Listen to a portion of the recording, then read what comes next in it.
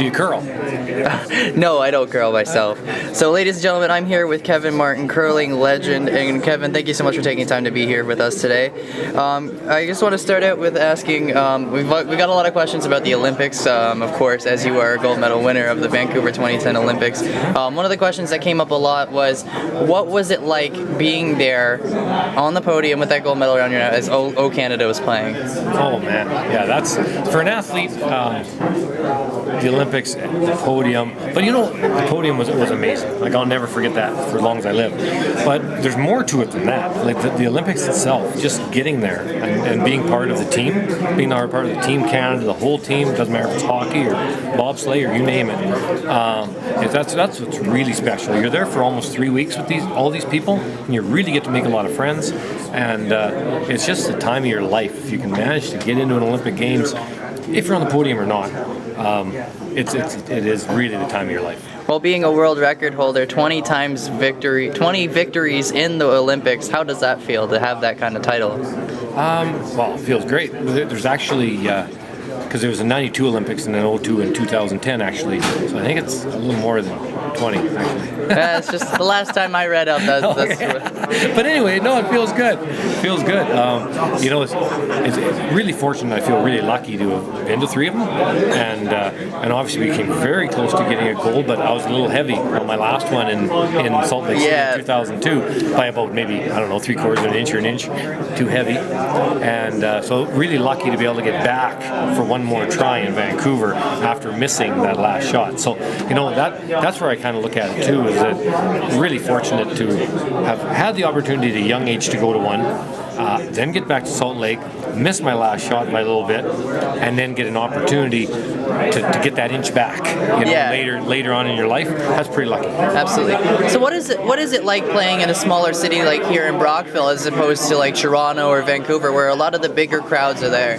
Sure. Well, we've been to Brockville here a lot over the years. I'm not sure how many times. Let's just say 6, 7 times. Yeah. And it's really good. Like, we end up, we make tee times. You get to play a round of golf or 2. It's early in the year yet, so we're just trying to knock some of the rust off and play some games, get a little golf in, and now with Dave Nettleman coming on the team, we have a new member.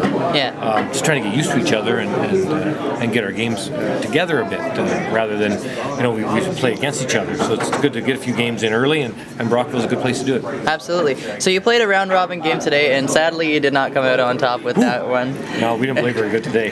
But that's the way it goes sometimes. Yeah. So what is your plan to kind of take a better approach towards later on in the weekend? Oh, well, I can't worry about that stuff. We gave up a big end early, and with all these really good teams, you can't afford to do that. We gave up a big end, and that happens in curling. And so we have to, I guess, eliminate that for sure going forward. But we've played a lot of events before, and we've lost lots of games. We just have to come back tomorrow and play better. Absolutely. So when you hear the title, "You are somebody's hero," how does that make you feel, like hearing that you are somebody's idol in a way? I don't know. I'm a small town person. I come from a town of about 170 people. That's it.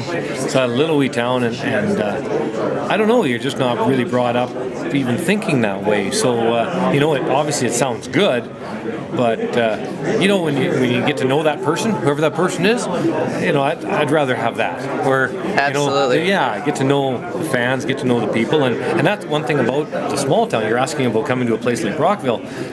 We get to know a lot of the people that do come here and watch the games. We end up getting to know them, especially over the years, and that's really good. So I only have one more question, and that is there any more Olympic sites in the near future? We're going to try to get to Sochi.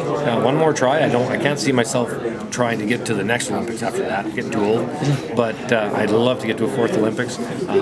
We've really trained hard this summer. Now we've got new members. We're going to play a lot this fall. And hopefully we can get the train on the tracks just at the right time. It's not about being really good right now. That's for darn sure. It's about being good early December. So we're going to play a lot in September, and then tone it down to more of a reasonable schedule, and try our best to get to Sochi. So here in Brockville, of course, is the Shorty Jenkins Classic. Who are you most excited to go up against here in the round robin? I don't know. We pretty much know all the teams, for sure. It's a tough field this year because with the Olympic trials being in early December. Yeah. The field at the Shorty this year, it's never been this tough.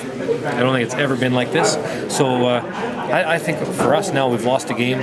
We can't afford to lose 2 more. You can probably lose 1 more, yeah. But so we need to smarten up and win 2 tomorrow. Then we're back in good shape. Absolutely. Thank you, Kevin, so much Thanks, for your time. Franklin. You betcha.